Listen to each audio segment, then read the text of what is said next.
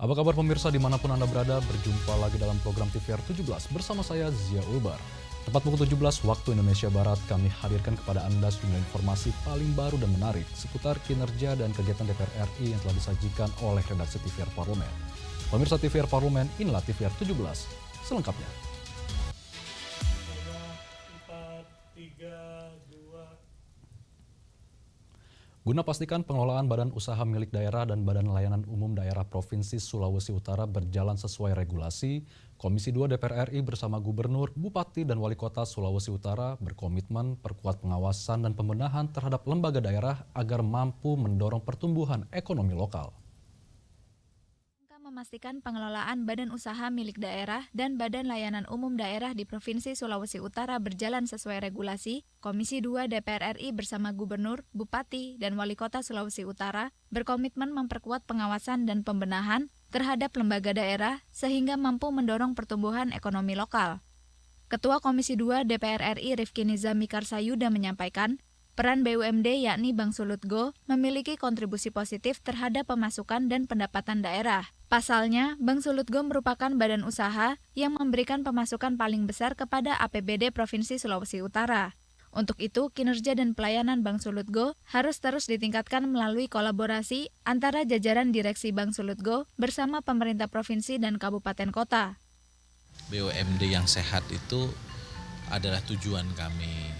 Hanya melalui BUMD lah pemerintah daerah bisa melakukan entrepreneurship birokrasi.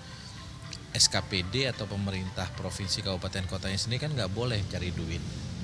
Yang boleh cari duit hanya melalui BUMD. Nah kalau BUMD-nya sehat, maka ada sumber-sumber pendapatan daerah yang diperkenankan oleh undang-undang. Dan itu bisa mengurangi ketergantungan pemerintah provinsi, kabupaten, kota terhadap APBN yang sekarang masih cukup besar. Kunjungan kerja ini sangat penting sebagai bagian dari evaluasi dan upaya pembenahan sistem pengelolaan BUMD dan BLUD di daerah. Dengan begitu, daerah akan memiliki kemampuan keuangan yang lebih kuat untuk membiayai berbagai kebutuhan pembangunan dan pelayanan publik. Dari Sulawesi Utara, Domi Titi Heru, TVR Parlemen, melaporkan. Komisi 3 DPR RI tengah mengkaji revisi Undang-Undang Hukum Acara Pidana sebelum berlakunya KUHP Nasional pada tahun 2026 dan tekankan pentingnya pembeda dalam penggunaan hukum pidana dalam penegakan hukum sebagai primum remedium dan ultimum remedium. Komisi 3 DPR RI tengah mengkaji revisi Undang-Undang Hukum Acara Pidana atau KUHAP sebelum berlakunya KUHP Nasional pada tahun 2026.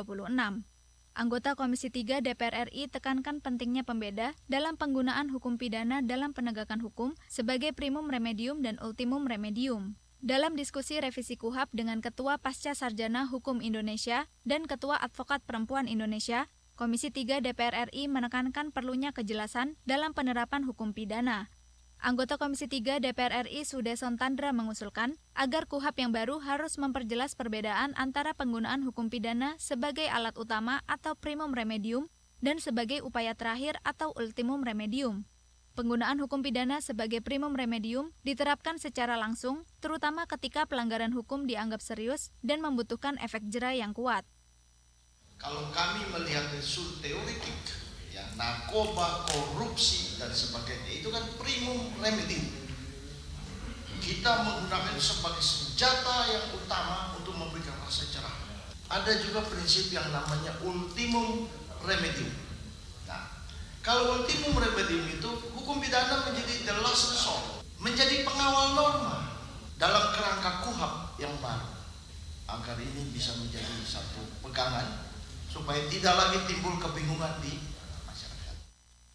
Lebih lanjut dalam diskusi tersebut, advokat perempuan juga menjadi perhatian dalam revisi KUHAP untuk memberikan perlindungan khusus bagi perempuan, terutama di daerah-daerah terpencil yang kurang pengawasan dari pemerintah pusat. Adila dan Kristio, TVR Parlemen, melaporkan. Buntut dari terus naiknya harga tiket pesawat pasca pandemi COVID-19 yang menjadi beban masyarakat, Komisi 5 DPR RI desak Dirjen Perhubungan Udara Kementerian Perhubungan untuk memberikan keterbukaan informasi terkait struktur harga tiket pesawat. Harga tiket pesawat domestik terus mengalami kenaikan pasca pandemi COVID-19 sehingga membebani masyarakat. Untuk itu, Komisi 5 DPR RI mendesak Dirjen Perhubungan Udara Kementerian Perhubungan untuk memberikan keterbukaan informasi terkait struktur harga tiket pesawat. Anggota Komisi 5 DPR RI Boyman Harun menilai terdapat kejanggalan dalam penentuan harga tiket pesawat, mengingat untuk tarif domestik dengan jarak tempuh yang berbeda memiliki harga tiket yang serupa.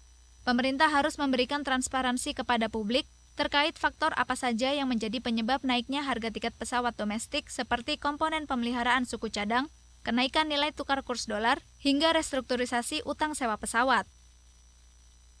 Jadi kita minta agar ada keterbukaan antara maskapai dengan pemerintah. Artinya kita masih melihat ada harapan untuk berjuang terus bagaimana agar tiket ini diturunkan. Nah, kalau berbicara berkaitan dengan Aptur, saya sudah jelaskan tadi. Dengan jarak tempuh itu.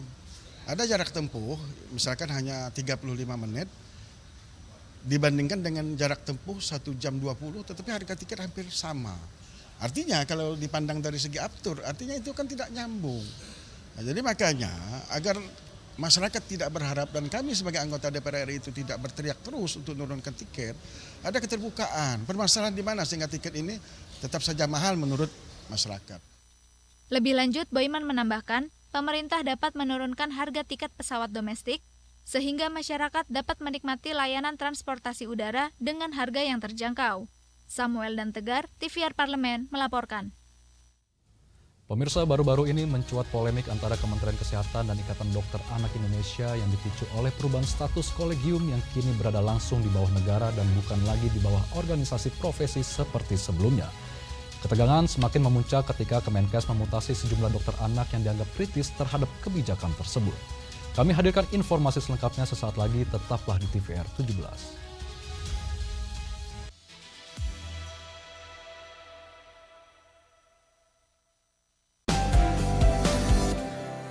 Negara-negara yang masuk dalam PYC, yang masuk dalam OKI ini merupakan negara-negara yang sedang berkembang.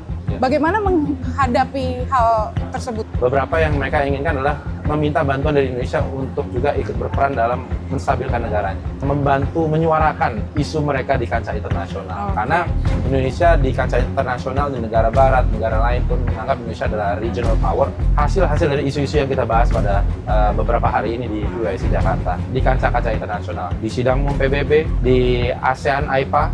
Jadi banyak juga anggota OKI ini yang memang memiliki keterbatasan terkait dengan ketersediaan air bersih. Ketika kita lihat banyak delegasi yang membawa tumbler. Jadi tentu pengurangan produk-produk plastik ataupun produk-produk yang akan lama diurai oleh bumi ini yang harus kita lakukan. Banyak sekali terutama industri halal yang memang mereka ini expect kita bisa masuk. Tarif yang ditetapkan oleh Amerika Serikat ini justru menjadi enabler. Jadi semua negara ini sekarang saling mencari kan gitu.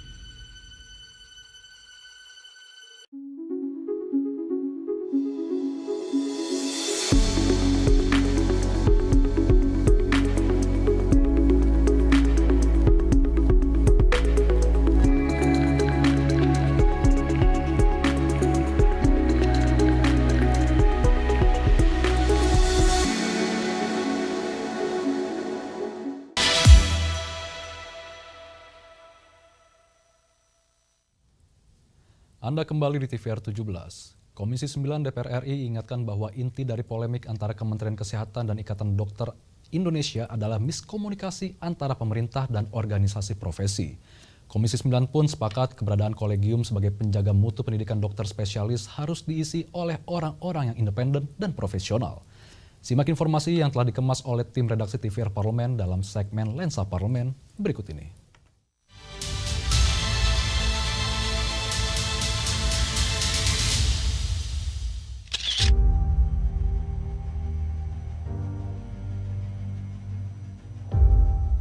Di tengah upaya besar mereformasi sistem kesehatan nasional, muncul gesekan antara dua pilar penting dalam dunia kedokteran anak Indonesia, Kementerian Kesehatan dan Ikatan Dokter Anak Indonesia.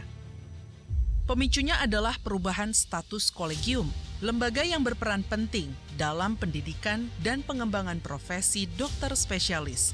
Sejak pengesahan Undang-Undang Kesehatan yang baru, kini berada langsung di bawah negara, bukan lagi di bawah organisasi profesi seperti sebelumnya. Perubahan ini menuai kekhawatiran dari komunitas dokter, khususnya IDAI, yang merasa bahwa intervensi pemerintah bisa mengancam independensi ilmiah dan kualitas pendidikan kedokteran. Ketegangan semakin memuncak ketika Kemenkes memutasi sejumlah dokter anak yang dianggap kritis terhadap kebijakan tersebut. Di sisi lain, kurang elok jika IDAI menuntut otonomi penuh, seolah-olah mereka bebas dari kontrol atau pengawasan negara. Sebab semua lembaga yang punya dampak publik, apalagi terkait kesehatan masyarakat, harus tunduk pada sistem hukum dan tata kelola negara. DPR RI mengingatkan bahwa inti dari masalah ini adalah miskomunikasi antara pemerintah dan organisasi profesi. Ada situasi di mana dari Kementerian Kesehatan itu sedikit banyak mencampuri urusan kolegium, dalam hal ini bagaimana dokter mengembangkan pendidikan terhadap dokter-dokter yang lain, yang namanya ilmu kedokteran, dan dalam hal ini mereka menyebutnya di dalam kolegium itu hendaknya jangan diintervensi oleh kepentingan-kepentingan dalam tanda petik kepentingan politik, karena ini masalah kemanusiaan, masalah kesehatan itu menyangkut masalah nyawa manusia. Di ujung persoalan ini, yang paling terdampak adalah anak-anak Indonesia yang membutuhkan pelayanan kesehatan berkualitas dari dokter anak. Konflik antara Menkes dan IDAI harus segera diselesaikan dengan cara yang bermartabat dan berorientasi pada kepentingan publik.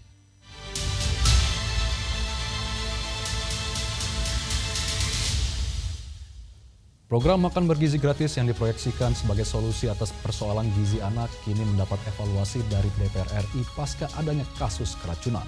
Informasi selengkapnya sesaat lagi, tetaplah di TVR 17.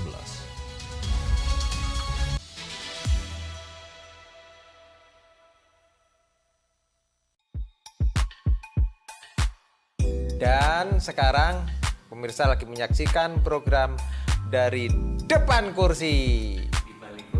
Oh, di balik kursi. Gini, di balik kursi. Hah? Aduh, luar biasa. Bapak ibu saya bisa nyekolahkan saya, dan saya lulus Akmil, Mbak. Tahun 91 saya lulus, kemudian 94 saya diwisuda di istana. Diwisuda di istana dulu. Akmil diwisuda di istana, Mbak. Sampean enggak toh? Enggak, ya sampean dulu Akmil. Saya dulu sabar sono. Wah, ini nyalon aja nih, nyalon bener saya, Mbak. Masya Allah, nyalon bener. Habis itu pilih saya. Jadi bupati. Bener. Habis itu kan tokonya tak tinggal, Mbak. Ya alhamdulillah, bangkrut.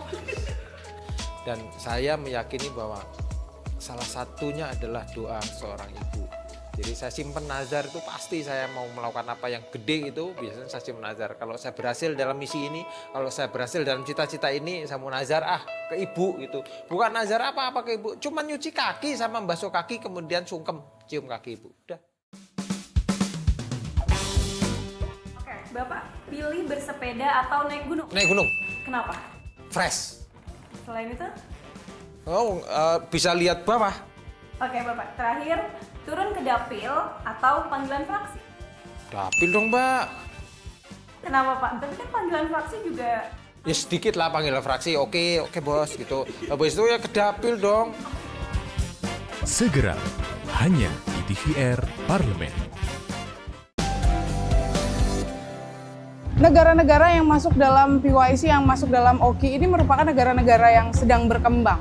Bagaimana menghadapi hal tersebut? Beberapa yang mereka inginkan adalah meminta bantuan dari Indonesia untuk juga ikut berperan dalam menstabilkan negaranya, membantu menyuarakan isu mereka di kancah internasional. Karena Indonesia di kancah internasional di negara barat, negara lain pun menganggap Indonesia adalah regional power. Hasil-hasil dari isu-isu yang kita bahas pada beberapa hari ini di PYC Jakarta, di kancah-kancah internasional, di sidang PBB, di ASEAN AIPA. Jadi banyak juga anggota OKI ini yang memang memiliki keterbatasan terkait dengan ketersediaan air bersih. Ketika kita lihat banyak delegasi yang membawa tumbler. Jadi tentu pengurangan produk-produk plastik ataupun produk-produk yang akan lama diurai oleh bumi ini yang harus kita lakukan. Banyak sekali terutama industri halal yang memang mereka ini expect kita bisa masuk. Tarif yang ditetapkan oleh Amerika Serikat ini justru menjadi enabler. Jadi semua negara ini sekarang saling mencari kan gitu. Bapak Ibu ini kan orang-orang pintar setaunya saya di Kemendikbud. Ya, hakim yang memutuskan vonis bebas mereka sakit semua. Kalau memang ada yang terlibat, langsung pecat Pak, langsung beri sanksi. Usulkan.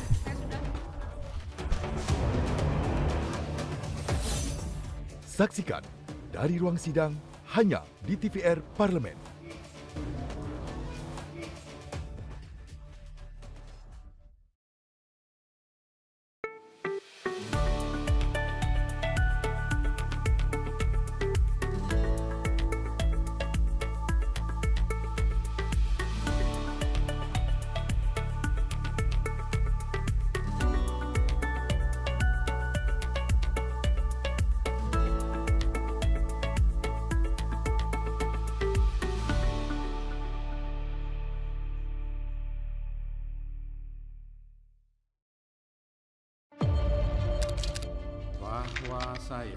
Bahwa saya demi Allah saya bersumpah dan seadil-adilnya periode keanggotaan DPR RI hingga saat ini, yaitu terdapat 126 undang-undang yang telah selesai dibahas DPR RI.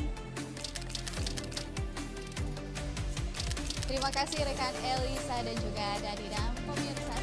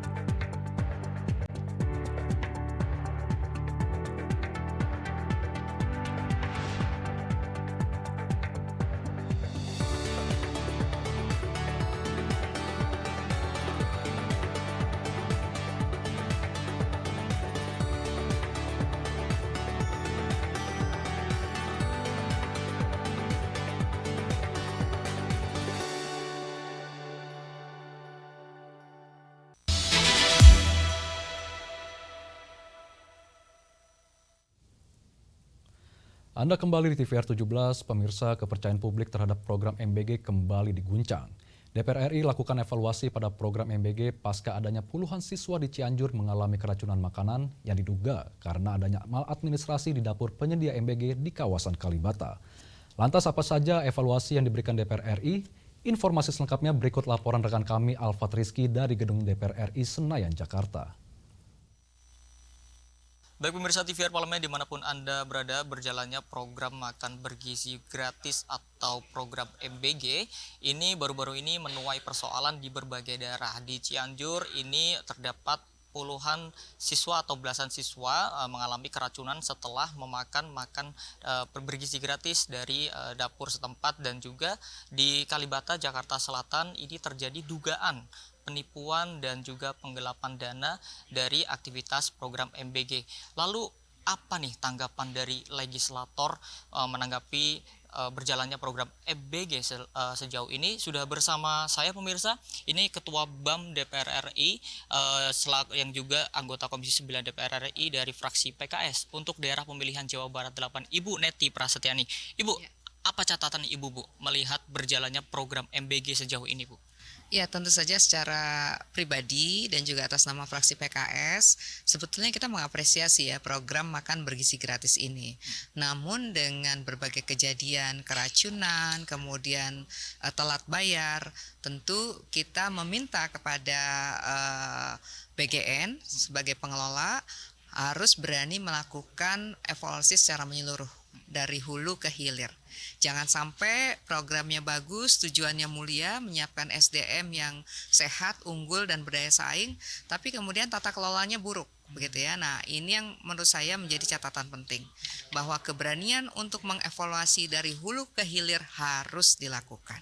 Seperti itu. Baik, apakah sejauh ini sudah berdasarkan dari kunjungan Ibu di BAM maupun di Komisi 9 kan sudah beberapa kali meninjau MBG, Bu ya.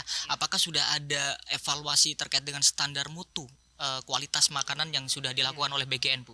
Ya, tentu saja jika kita melihat dari beberapa lokasi dapur ya SPPG yang saya kunjungi bersama teman-teman Badan Aspirasi Masyarakat, memang BGN ini mengembangkan dua skema. Yang pertama skema kemitraan, yang kedua skema yang memang dijalankan oleh BGN itu sendiri. Namun menurut saya ketika kita mengembangkan dua skema ini, maka BGN harus melihat mana pola yang lebih pas ya untuk sebuah daerah dengan sasaran yang besar ya, seperti yang saya lihat di Purwakarta misalnya. Ini akan sangat efektif jika dikelola oleh kemitraan, yayasan yang memang sudah terbiasa melayani santri dalam jumlah besar, yayasan yang memiliki murid dan peserta didik dalam jumlah besar, sehingga mereka sudah terbiasa memasak dalam jumlah besar, kemudian juga sudah mengutamakan kualitas, standar mutu begitu ya, dan keamanan pangan. Nah, jadi kasus-kasus keracunan ini nampaknya bisa diminimalisasi. Kenapa? Karena mereka sudah terbiasa mengelola penyediaan makanan, penyelenggaraan kegiatan dalam jumlah besar ya. Nah, itu yang pertama. Yang kedua, jika kemudian dilakukan oleh BGN itu sendiri, maka yang harus dilakukan adalah pengawasan.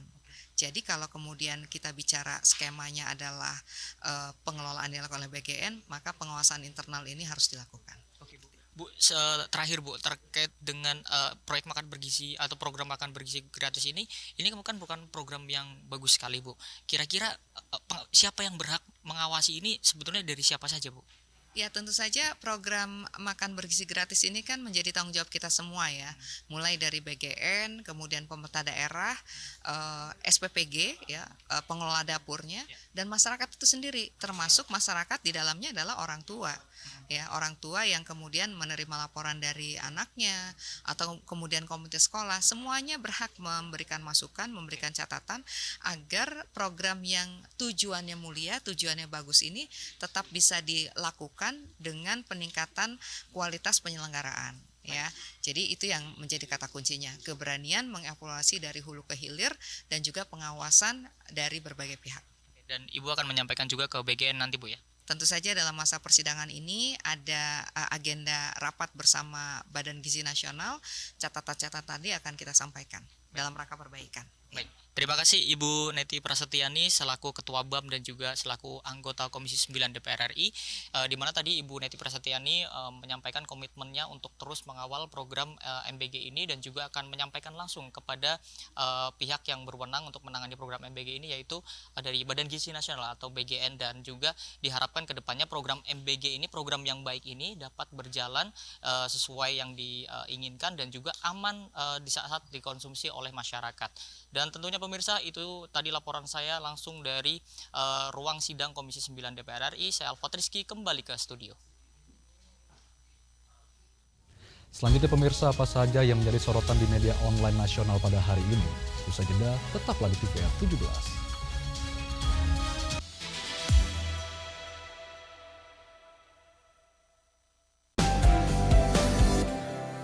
Negara-negara yang masuk dalam PYC, yang masuk dalam OKI ini merupakan negara-negara yang sedang berkembang. Bagaimana menghadapi hal tersebut? Beberapa yang mereka inginkan adalah meminta bantuan dari Indonesia untuk juga ikut berperan dalam menstabilkan negaranya, membantu menyuarakan isu mereka di kancah internasional. Karena Indonesia di kancah internasional, di negara barat, negara lain pun menganggap Indonesia adalah regional power. Hasil-hasil dari isu-isu yang kita bahas pada beberapa hari ini di PYC Jakarta, di kancah-kancah internasional, di sidang umum PBB, di ASEAN AIPA. Jadi banyak juga anggota OKI ini yang memang memiliki keterbatasan terkait dengan ketersediaan air bersih. Ketika kita lihat banyak delegasi yang membawa tumbler. Jadi tentu pengurangan produk-produk plastik ataupun produk-produk yang akan lama diurai oleh bumi ini yang harus kita lakukan. Banyak sekali terutama industri halal yang memang mereka ini expect kita bisa masuk. Tarif yang ditetapkan oleh Amerika Serikat ini justru menjadi enabler. Jadi semua negara ini sekarang saling mencari kan gitu. Selamat datang di Biro Pemberitaan Parlemen. Anda memasuki kawasan zona integritas menuju wilayah bebas dari korupsi atau WBK dan wilayah birokrasi bersih dan melayani atau WBBM. Biro Pemberitaan Parlemen berkomitmen penuh untuk mewujudkan wilayah bebas korupsi dan wilayah birokrasi bersih dan melayani. Komitmen kami, pejabat dan jajaran memiliki komitmen tinggi untuk mewujudkan WBK dan WBBM melalui reformasi birokrasi, khususnya dalam hal pencegahan korupsi dan peningkatan kualitas pelayanan publik. Kedua, bebas dari korupsi dengan terwujudnya wilayah bebas korupsi atau WBK, yang artinya bebas dari KKN, gratifikasi dan dari segala bentuk pungutan liar atau pungli. Terakhir, pelayanan prima dengan terwujudnya wilayah birokrasi bersih melayani, yaitu dengan meningkatnya kualitas pelayanan publik dan tercapainya kepuasan masyarakat terhadap pelayanan.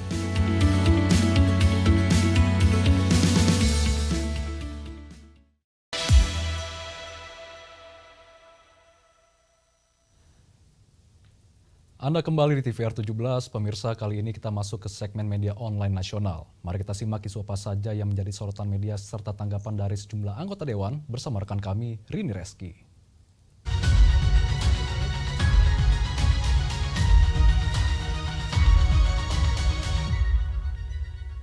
Baik, terima kasih rekan Zia dan pemirsa. Selamat sore, kita masuk ke berita pertama yang menjadi headline di media online pada hari ini. Mengenai anggaran ketahanan pangan dan juga perlindungan petani nelayan belum jadi prioritas utama fiskal, pemirsa. Kita lihat di layar kaca. Baik, tentunya di sini beberapa media menyebutkan dan di sini pemirsa anggota Komisi 4 DPR RI yaitu Saadiah Uluputi menyebutkan bahwa kerangka ekonomi makro dan juga pokok-pokok kebijakan fiskal tahun 2026 belum secara tegas menempatkan ketahanan pangan serta perlindungan petani dan juga nelayan sebagai prioritas fiskal yang nyata. Dan meskipun capaian pertumbuhan sektor pertanian dan juga peningkatan produksi beras mendapat apresiasi, namun kebijakan anggaran belum menyentuh persoalan mendasar pemirsa, terutama dalam aspek distribusi manfaat, keadilan, harga, dan juga serta perlindungan struktural bagi pelaku utama sektor pangan. Di sini juga pemirsa, nilai tukar petani yang masih rendah di sejumlah wilayah dan juga tingginya harga beras di atas head menunjukkan bahwa manfaat pertumbuhan belum dirasakan merata oleh masyarakat akar rumput. Dan juga pemirsa, hilirisasi sektor pertanian dan perikanan agar petani dinilai penting dan juga tidak terus-menerus berada di posisi lemah sebagai penyedia bahan mentah. Di samping itu, perlu adanya pembangunan industri, pengolahan dan juga distribusi pangan yang menyeluruh, serta penguatan koperasi dan UMKM sebagai pilar utama kemandirian ekonomi rakyat. Di sini juga DPR RI mengingatkan agar program-program besar seperti Koperasi Desa Merah Putih maupun pembentukan superholding dan Antara diarahkan untuk memperkuat ekosistem pangan nasional, bukan hanya mengejar skala ekonomi yang besar tanpa keberpihakan pada pelaku usaha kecil. Kita beralih ke berita selanjutnya yang juga menjadi headline di media online, yaitu sempat diwacanakan masuk undang-undang LLAJ. RUU Angkutan Online jadi undang-undang khusus. Kita lihat kembali ke layar kaca. Dan di sini pemirsa, Ketua Komisi 5 DPR RI yaitu Lazarus memastikan bahwa regulasi terkait transportasi online akan diatur dalam undang-undang tersendiri. Karena kompleksitas isu dalam dunia transportasi online mencakup banyak sektor dan juga kementerian. Sebagaimana diketahui pemirsa, sebelumnya sempat muncul wacana bahwa aturan tersebut akan digabungkan ke dalam Undang-Undang Lalu Lintas dan juga Angkutan Jalan. Rancangan Undang-Undang Angkutan Online akan menjadi undang-undang khusus yang mengatur berbagai aspek dalam ekosistem transportasi berbasis aplikasi. Mulai dari hubungan kerja antara pengemudi dan juga aplikator, sistem potongan hingga hal teknis lainnya.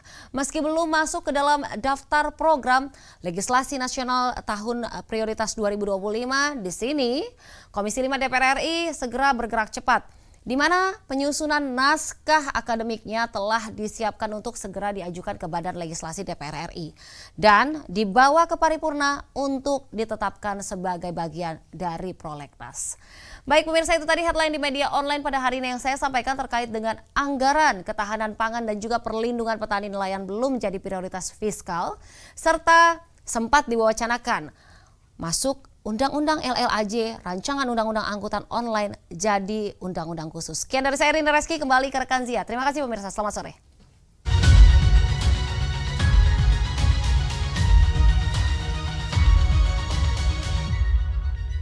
Terima kasih rekan Rini yang telah menyampaikan sejumlah update sorotan dari media online nasional pada hari ini.